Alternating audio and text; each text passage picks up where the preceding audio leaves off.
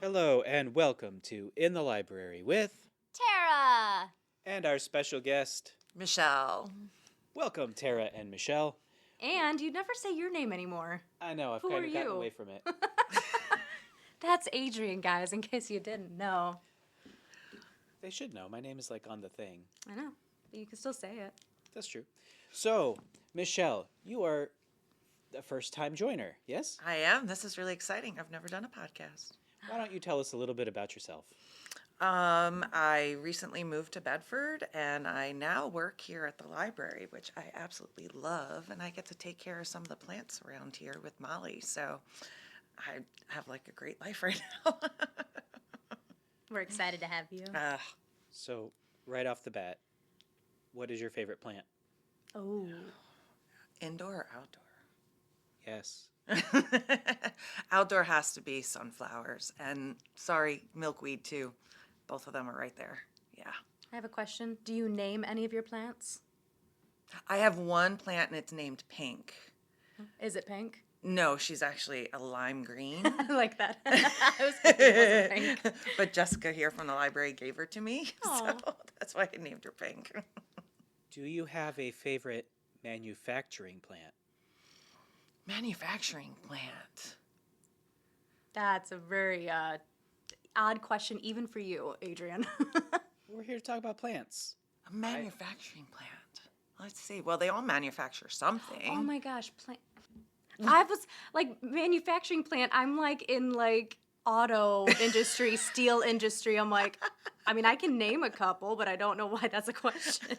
I'm thinking of plants that produce things. Is that? I'm assuming that's what you mean. Yeah. Sorry, that's my family's background. I apologize. Let's see. I'm trying to go through my garden now. Having just moved here, I started a garden from scratch. So I'm trying to think of my favorite ones. Trying to think around my entire perimeter. Asters are really cool because they're late in the season, and they also help all of our monarchs on their journey south. So they give them the nectar, and so that's one of my favorites. I do like. Now that you've put it that way, I am deeply anti-aster. Oh, okay. Because in this country, we should not support monarchs and the monarchy. These ones are prettier than the ones abroad. They are. We love them. Although, to be fair, the king's new portrait does have butterflies in it. Oh. Isn't it monarchs? That red photo of him that's very controversial. It could be. The one that looks vaguely like Vigo from Ghostbusters 2. The one that looks like he's like in a crime scene. Oh, I love my monarchs. They're the best. No, it's supposed to be a good photo. Okay, you'll have to show me. So, if I was to start planting right now, the current time is, this is being recorded in the morning of February 6th. It is 44 degrees outside. It's also completely ice. I don't recommend today. What is the best thing I could plant right now through the ice? Through the ice. Through the ice. I mean, anything that needs to be winter sowed, you could legitimately do that. You could legitimately clear the ice. You could sprinkle some seeds down, tap them down a little bit, leave them alone. Maybe sprinkle a little bit of soil on top. And if it needs cold stratification, they should make it. They should make it with just a little bit of water. You know, when it gets warmer, you could do, and that would be for native plants. Okay. Anything native to our area right now. So. And she just taught a lot of people at an event here at the Bedford Library how to do that. Yeah. You had a big turnout. It was exciting. It was exciting to see how many people were interested, and it shows me that around here there's a big draw for it. So I actually have a meeting next week with Wild Ones. It's a gardening, it's nationwide, and it's all about planting native plants, and I have a meeting with them next week to try to get a chapter started in this area. Oh, cool. Yeah. Now, I would just like to say, I have had issues growing things in my garden. Mm-hmm. You mentioned winter sowing. Yep. So what is the correct procedure? So I press the seeds into the ground. I put a little soil over them. I sprinkle salt vigorously to keep all of the snow and ice away. And then nothing I don't comes up. recommend that. I mean, The best way to do it would be the winter sowing like we did with our milk jugs, because that gives them the best environment, gives them the strongest start to the spring. I don't recommend salt at all. So, you can always get your soil tested to see if there's issues with your soil. You have to check your conditions. You have to check if there's any critters trying to dig stuff up and messing things around. So there's a lot of factors involved. Even the kind of water you use. If you use rainwater as opposed to, chlorinated water that comes from your hose, that's better. What about salt water? Salt water, no. I don't know any plants that really like salt. Seaweed? True. But I'm thinking if I salt them while they're in the ground, they'll grow seasoned, yes? You can try, but I'm pretty sure you're not going to have a lot of success. Fair enough. Maybe in the future. They'll find a way. What would be your tips and advice for people looking to get into gardening? So for newbies, I would say start slow. However, that's really hard to do because we all get excited. And if anybody does like I do, gets a million seeds and a million plants, then goes, oh my gosh, I have no idea where to put them. But one of the things would be to make sure you have a spot, that you have a place that is either prepared or semi-prepared for plants when you get them. So that would be one thing. And I would always recommend native plants because they're going to be tougher. They're a lot harder to kill, and they're a lot better for our environment. So I would always recommend native plants. They're easy. That would be my recommendation. But I would definitely evaluate, the site where you want to go, where you want to plant things, because even though you might want it there, the plant might not want to be there. We were talking about lavender before. Yeah. And the first time I tried growing lavender, I grew it in a really wet spot, and I didn't know. I didn't realize it, and I killed multiple plants there, and it really made me sad. And then I learned that, they're much better in a raised bed so that they can drain quicker. So, I learned along the way, too. That makes sense why mine did so well outside, because I do plant in a raised bed. I They was like telling that. her I slowly killed my lavender when I brought it inside for the winter. But fun fact, apparently you can just leave them outside and they'll come back. Yes. So Yes. you live and you learn, but your lavender doesn't. Have you ever practiced micro gardening? Yes. Yeah, What I do is microgreens. I do microgreens. What does this mean? So it's little teeny tiny plants, and you can harvest them in some of them 7 to 10 days, like little baby radishes, and you snip them and you sprinkle them on salads. You can put them in all kinds of food.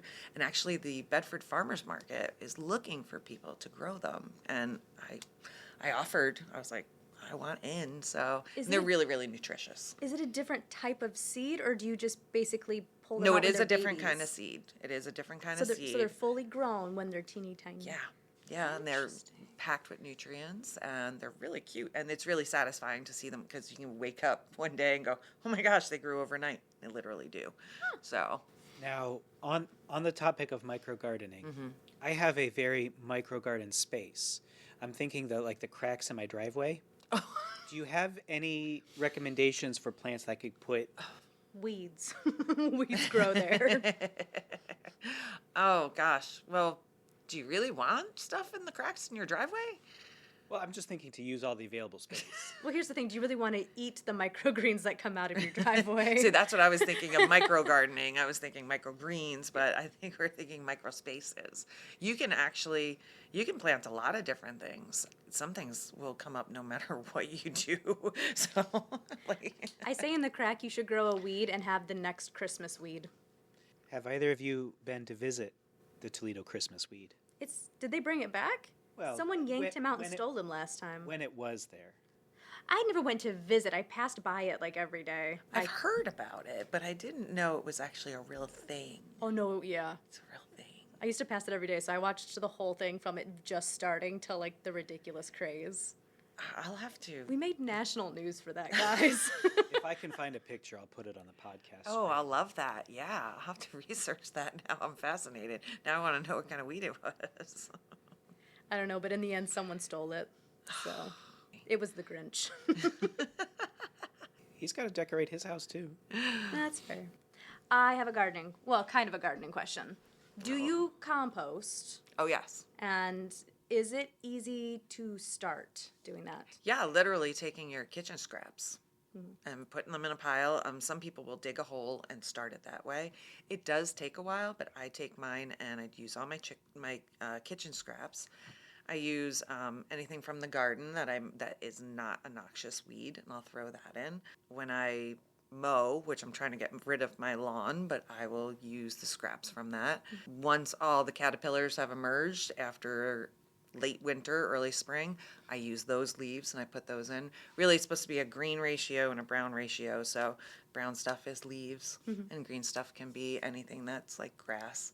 But yeah, anybody can start one. You can start small. They have containers that you can do it in, or you can just do it like we do it out here in the parking lot, and they have different bins for how decomposed everything is. But they call it black gold.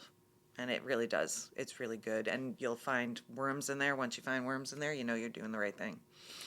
Yeah. I checked out like 3 books from the library because I want to get started. Yeah. And I was fascinated because in the book they say that you can use a fair bit amount of like paper and cardboard as long as you're aware of what it's like made of. Make sure like there's no waxy seal or anything. Yes, you can. And I thought that was interesting. You can.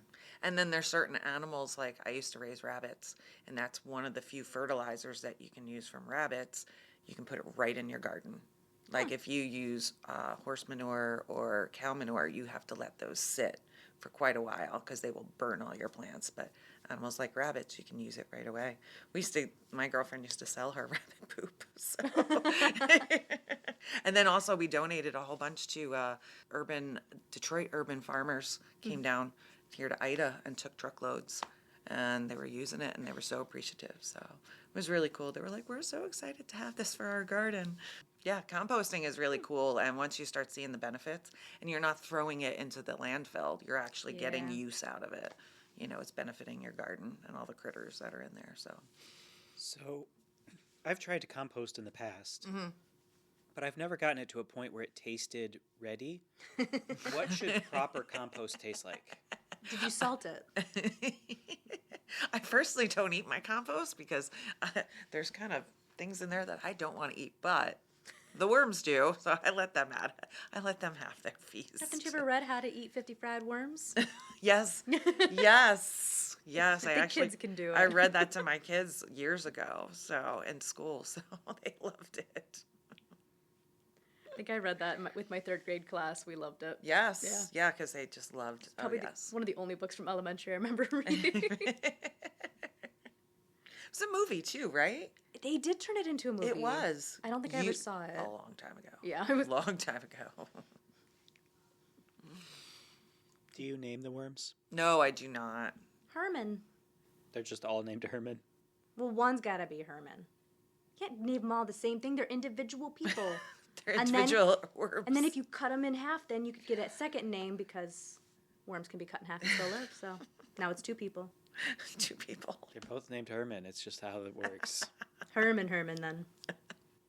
I'm not recommending anyone cut worms in half. Please don't. That's not nice. I think one ends up being her and one ends up being man. Him.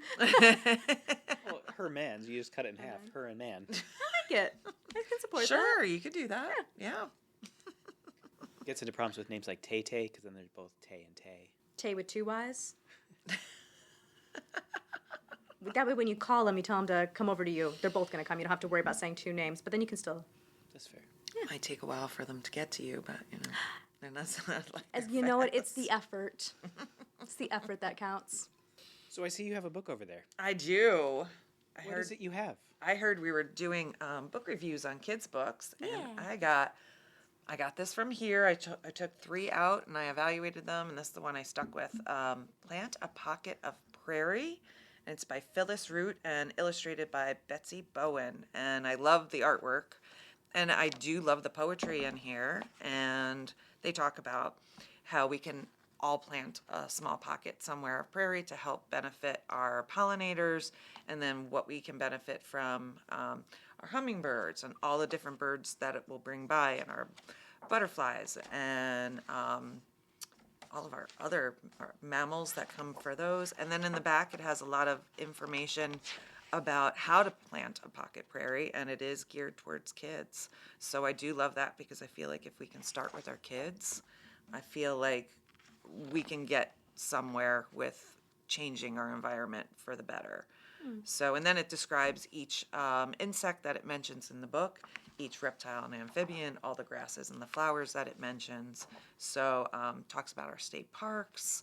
So, I just thought it was really cool. And I think that, like I said, if we can get kids involved and kids interested, that we can make some big changes, because I feel like we really do need to do that. Oh yeah, we got to get them interested and excited about it now, so they continue to do it as an adult. Exactly, completely exactly. agree And with we're seeing that more and more, and we've noticed that with any of the native plant sales that I've been volunteering at. We're seeing a lot of younger families and a lot of kids involved and getting into the planting part. So that's exciting, So yeah, so that was my book, and I really like it. I think I might actually get this for my grandson. So I'm forcing this on him. Fair, I like it. The family is a greenhouse family. So, but I want to have him involved in the planting with me in my yard. So, I think I will pick this up for him, because it's just a beautiful book. Yeah. You mentioned you're a greenhouse family. Yeah. Can you explain to me why they're called greenhouses when they're clearly always made of glass? Because it's green on the inside. It's just the effect that they have, the greenhouse effect that it has on plants. So, and we have a beautiful new greenhouse here at the Bedford Library, and it's amazing. I'm so excited to be getting some stuff going in there, and I know Molly is too. So, it looks great. Our township did a great job. Put a nice little ramp in there and everything. So, and you can have little greenhouses at home that are just, people get small glass ones and they stick them out in their yards, and it doesn't have to be anything big, because the bigger ones can be very expensive. I tried to start one, and I got it, and I painted it all up, and then nothing grew in it. Because you painted it. You painted Because it you wanted it green. I wanted it green. Could you use green glass? It probably won't let the rays in that you need. You could paint the trim green. Yeah. the The metal. trim on mine was green. There you go.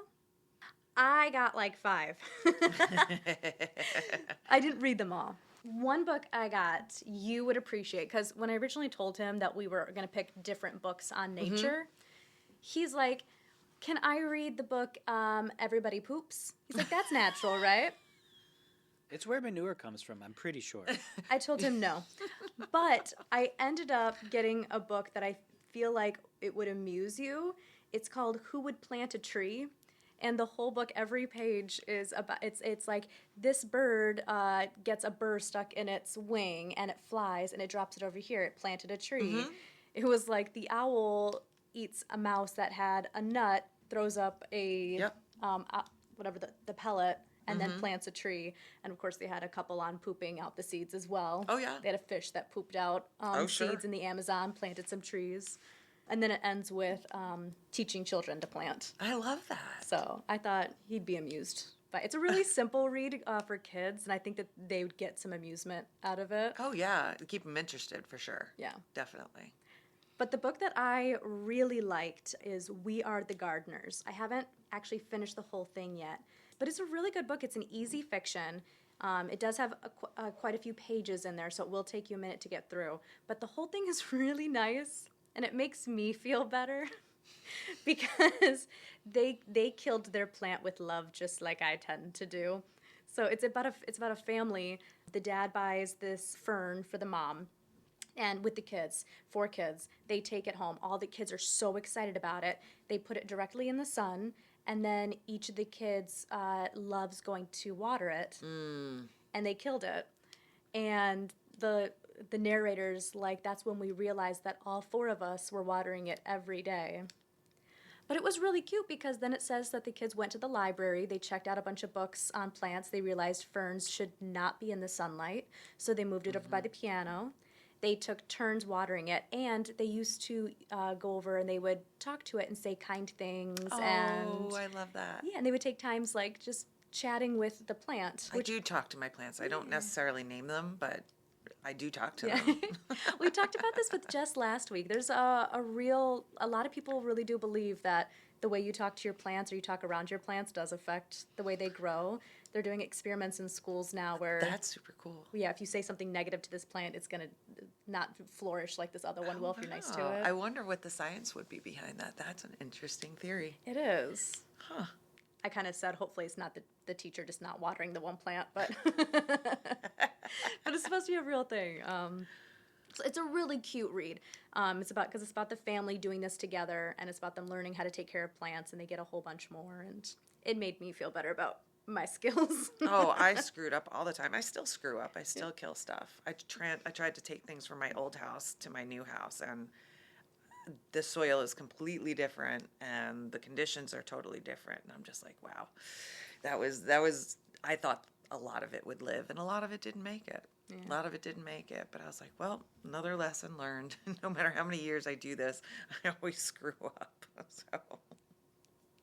I'm just starting. I'm trying. I I'm a know. lot better than I used to be. Me too. Me too. And that's what it's all about, learning and figuring things out. I started with my cacti, kept them alive long enough that I got some succulents. Just one step. And more those are one. the ones that love to be ignored. They don't even want, they want nothing from you. You know, they really don't. They just But- want a lot of sun and a lot of heat. And that's the thing. I did find out the hard way not to let them get too cold. Yeah. Yep. They don't like cold. I would. My original cacti. I was moving back across the country. I was out in LA, and I was moving here, and I stopped in Colorado for the night, and it And did. it stayed in the car. Yeah. Yeah, he didn't. He turned all white, and he never came back. Certain ones can do it, but it also needs to be sometimes gradual, a gradual thing for them to kind of not shock them. Yeah, because we actually have like an outdoor cacti in Bedford that has been there for years and years and flourishes. Yeah. Yeah, some of them are okay with it, but if they're coming from the other side of the country, not being, so. We learned. That's all. Just another learning experience. That's all. No mistakes. Just happy Little- accidents, right? Little Well- happy accidents. I don't know about happy. But did you read any gardening books? Yes, I did. For this talk, I read The Tiny Seed, the 1970 book Yes. by Eric Carle.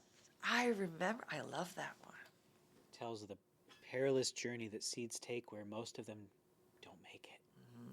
It's Bum, actually bum, bum. kind of tragic. This one was too rocky. This one was too Oh, wet. I do remember that book. Yeah. Yep. Forgot about I that know I book. had that in my classroom too. It is for the very youngest readers out there. While you're picking up other classics such as The Very Hungry Caterpillar or Brown Bear, What Do You See, consider checking out The Tiny Seed and introducing your children to the wonderful world of agriculture. So serious. Very serious. I never joke about Seeds. agriculture.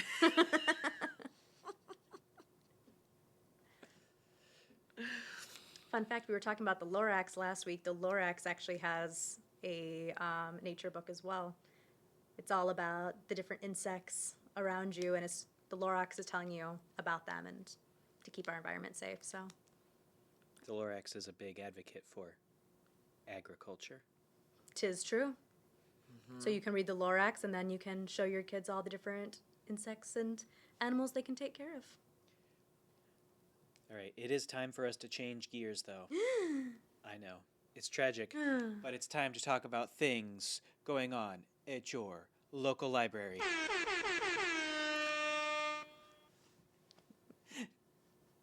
Do you want to get us started? Sure. I love this. We have the 80s VHS aerobics here on Sundays at 4 o'clock. I used to do this. Yeah. I used to do this. Yeah, I'm an 80s chick. I had the big hair and all. Do they come with big hair? And like the leg warmers? So, Only if they're doing it right. I will say, because I lead it, I am typically the only one who shows up in traditional 80s garb. But it's encouraged and appreciated if you do. All right, I can get out my Aquanet and I- tease my hair out. I got some leg warmers you can borrow. Oh yeah. I won't lie, I have a leotard, I have a jump track suit, I've got all of it. I gotta come now. I gotta show up for this. Sundays at 4 o'clock. I'm down. I can't wait for that. And you actually use VHS. So we do have VHS. Mostly what I show is I have digitized the VHS just because it makes it easier to set it up and start it. But you still see the tracking lines and all of the fun stuff that comes with VHS. When life was so simple. Well, that's super cool. I love that. And I didn't realize you ran it. That's even better. For our listeners who are not aware, if you want to send me some encouragement, as part of our fitness plans for this year, I have Jessica Naboyski, one of our librarians here, actually challenged me to a half marathon coming up on April 27th. So I'm working to keep and get further in shape so that I can utterly crush her.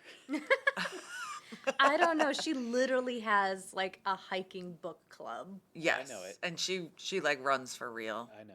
Yeah, I think like every morning. Yeah, and I don't run unless something's chasing me. Same. Usually, yeah. And I even mean, then, I have to question. It's got to be like a know. bear or a zombie to get me to move. Yes. So yeah, good luck with that. I'm going to need it. A half marathon? Yeah, just a half. Just a half. Just a half.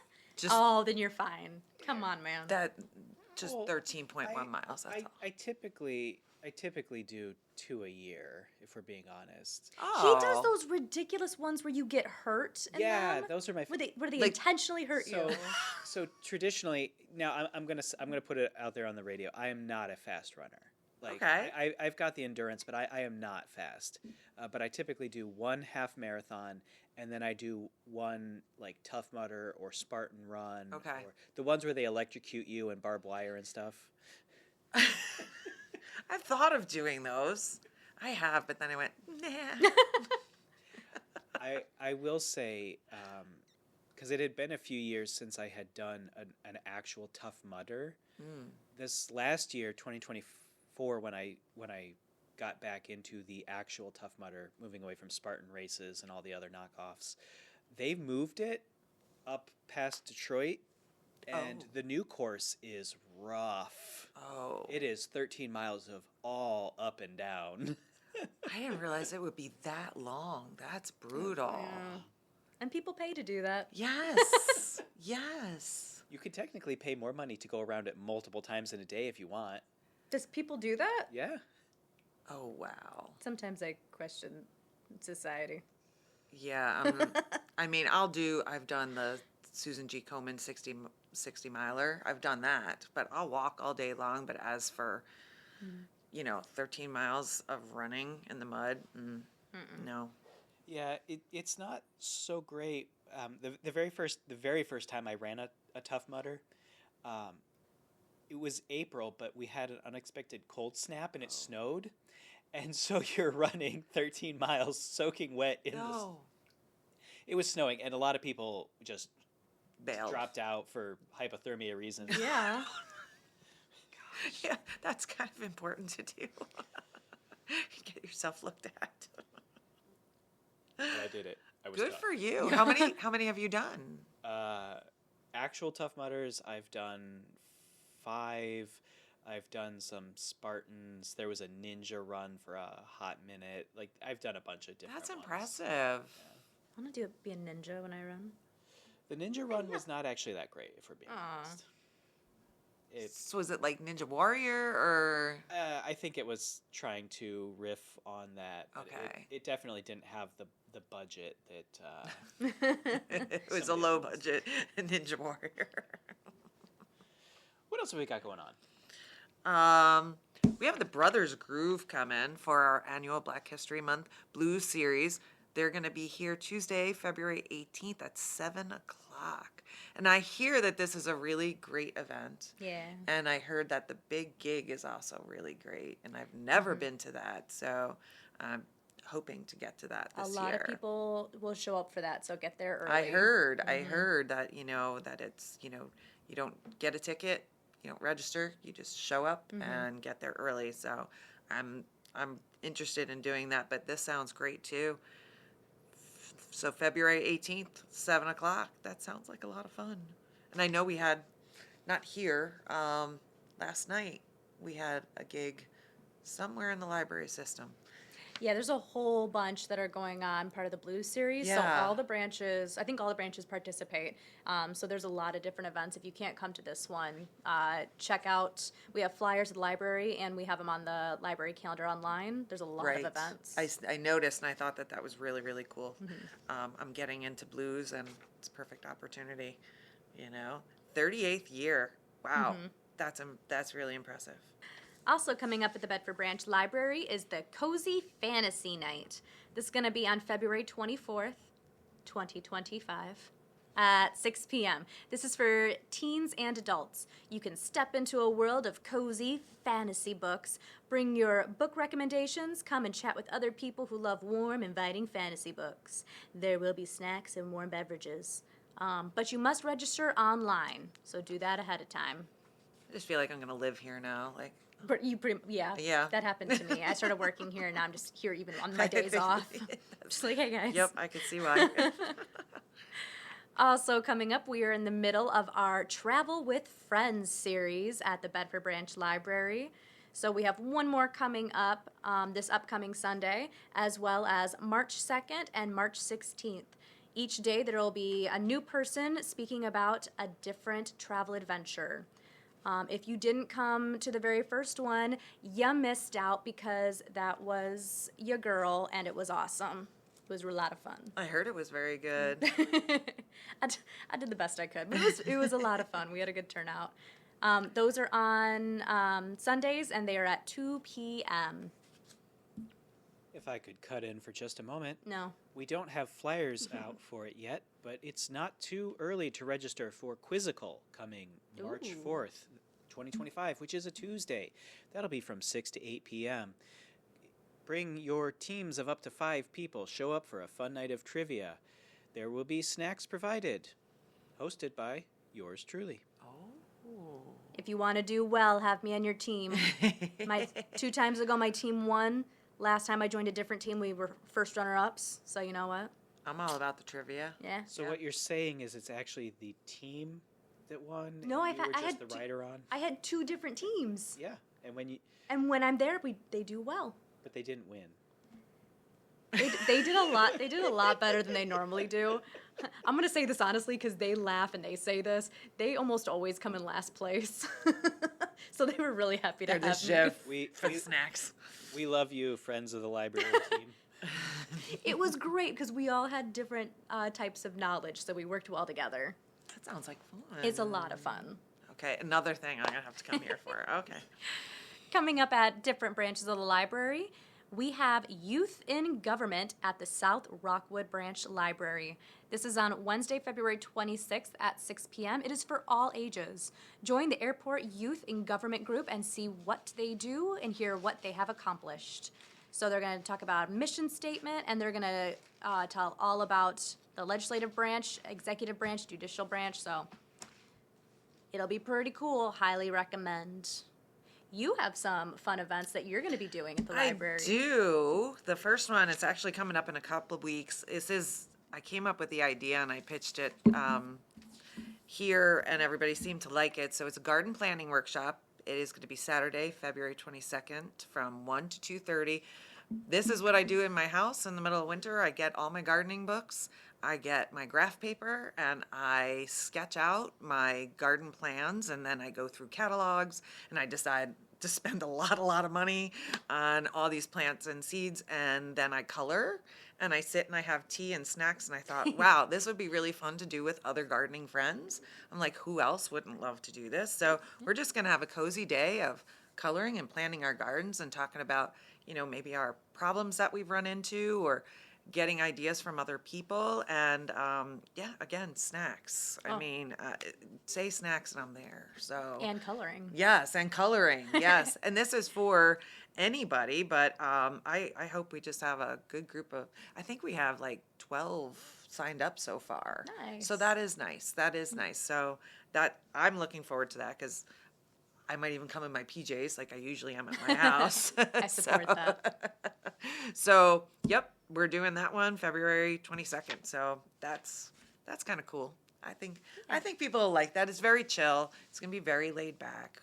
I'll probably play bird sounds and things like that, to help out all the gardeners that are itching to get out in their yards right now. So I know that's where I am.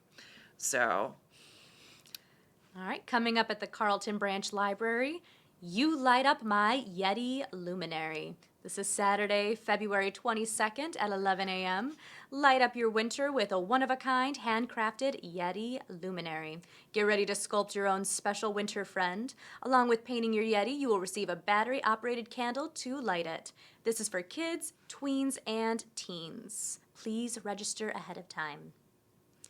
And coming up at the Erie Branch Library, we have a Fort-tastic reading night on February 28th at 6 p.m. Stay in the library after hours and build a cool reading fort with your family. I want to do that. Bring a flashlight, pillows for comfort, along with some good books, or you can borrow ours.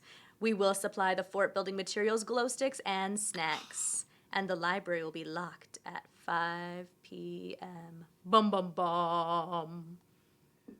Riffing off that one ever so slightly, join us for Cardboard City going on now with the Bedford Branch.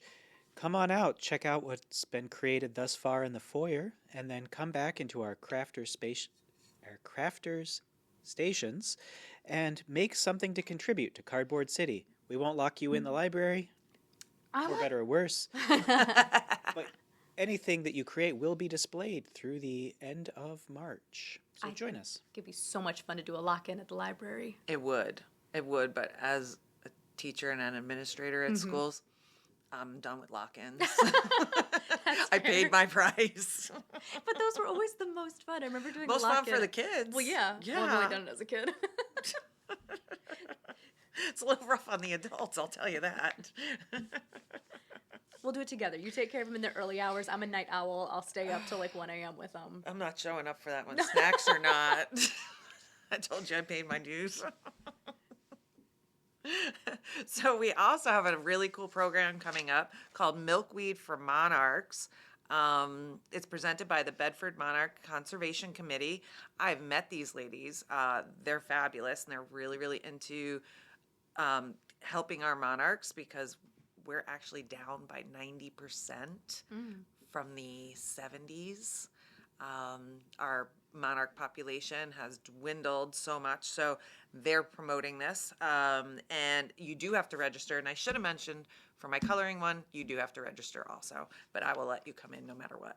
So we're all just going to hang out together. So they're going to provide everything for you to plant milkweed, because that is the only thing that monarchs will lay their eggs on. So that's why it's a really, really important plant. So they will provide everything so you can do your winter sowing, because those seeds do need to be cold stratified. And these ladies are a lot of fun. I think it's going to be a great workshop. So I have to get signed up for that. So that is March 9th from 12:30 to 2:30 here at the library. So got to get on that list very soon. Yeah. Yes. All right. Oh, Do you one more. Do you want to keep going? I just have one more. This is Jessica's idea. She came up with this because when we taught first grade together, we used to do show and I tell. didn't know you guys taught together. Yes, we taught Aw, together, and that's cute. how I know her. 12 years. We taught here in Bedford together. They put us at the end of the hallway for a reason. They would use there too, was a reason for that. But yeah, so we used to have show and tell, and she's like, wouldn't it be really cool to have show and tell for anybody? Because I think we all have things we want to share with friends that maybe our traditional friends don't really care about, but like, So it says, bring an interesting artifact, travel memento, a beloved toy, family heirloom, or something else you would like to share. Be prepared to talk about your item for a few minutes and answer questions from fellow participants. If you aren't able to transport your item and you are still free to participate, just bring a photo. So Thursday, March 13th is when she's doing this. And this is for ages 12 and up, please. Adults are encouraged to come on down, and I think there will be a lot of people for this. This is another thing you do need to register for. Gosh, there's so many things I could bring. What are you going to do? I don't know. I might bring my plant. I might bring pink. Well, which one? Then you're going to have to I bring pink. because it's Wow. from Jessica, and yeah, She really chose a favorite plant there. yeah. So I might have to bring pink and just talk about her. Do you think she'll let me bring some compost that people can sample? Absolutely. Only if you bring salt to top it with. Jessica won't say no. She'll be like, absolutely, you can bring that. Trust me, when we had kids bringing in some things to school, Oh, I believe it. we learned real quick and in a hurry to check their backpacks before they started. So, What's the worst thing they brought? Can you say it on the podcast? yes, hermit crab. I had a live That's hermit crab, awesome. but it was in the backpack. Like and not in it- a container? No, no. Aw. And it crawled out. It crawled out during, I guess, when the kids were getting their everything out for lunch. And I'm not sure how this thing survived the hallway. So I'm in Jessica's room and we're talking about stress and teaching. And then I go to leave the room and I go, hey, Jess, do you have a hermit crab in your classroom? I said, do you have a pet hermit crab? She goes, no, why? And she's typing away on her computer. She goes, why? And I go, because there's one right outside your door. And it happened to be one of my students brought it in. Didn't tell mom, and it was in the backpack, got out of the backpack, crawled down the hallway. I'm amazed it didn't get crushed. Me too, and calling mom, and I really thought it was one of my boys. I thought it was one of my naughty boys. Nope, it happened to be one of my quietest, sweetest girls, and she turned beet red when I was like, whose hermit crab is this? And it was hers. She's actually a senior now up here at the high school, so... I won't say her name because she probably is still embarrassed. But yeah, that was probably the most exciting one we got. I like it. Yeah. I think that's fair. Makes a good day. I think so. And we saved a hermit crab. No hermit crabs were hurt filming that. So.